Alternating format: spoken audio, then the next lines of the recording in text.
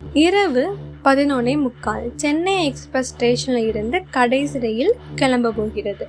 பிளாட்ஃபார்மில் ஒரே ஒரு பயணி மட்டுமே இருந்தான். அவன் பேர் குமார். அவன் அலுவலக வேலைக்காக தாமதமாகி கடைசி ரயில் தான் வீட்டுக்கு போக முடியும். ரயில் வந்தது.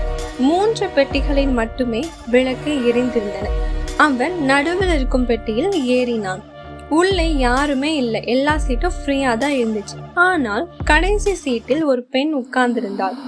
வெள்ளை சேலை, நனைந்த முடி, முகம் தெளிவாக தெரியவில்லை.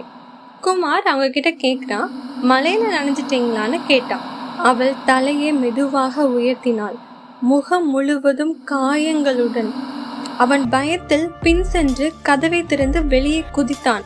கண்களை திறந்த போது அவன் இன்னும் பிளாட்ஃபார்ம் தான் நின்று கொண்டிருந்தான். ரயில் எங்குமே இல்லை. அந்த பெண் அவனது பின்னால் நின்றிருந்தாள். அவள் மெதுவாக சொன்னாள், இங்கே யாரும் கடைசி ரயிலை பிடிக்க முடியாது. குமார் திடுக்கிட்டான். ஏன் என்று கேட்டான். அவள் சிரித்தாள்.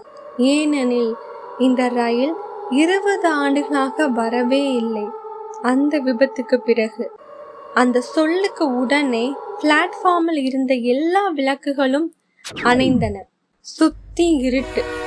தூரத்தில் ரயில் ஹாரன் ஒலி.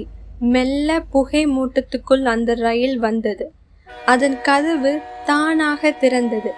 அவள் குமாரின் கையை பிடித்து உள்ளே இழுத்தாள். கதவு மூடப்பட்டதும் ரயில் பனிக்குள் மறைந்தது. மறுநாள் காலை ஸ்டேஷன் மாஸ்டர் பிளாட்ஃபார்மில் ஒரு பையை கண்டார். அதில் குமாரின் பெயர் மற்றும் 20 ஆண்டுகளுக்கு முன்பு தேதியிட்ட ரயில் டிக்கெட்.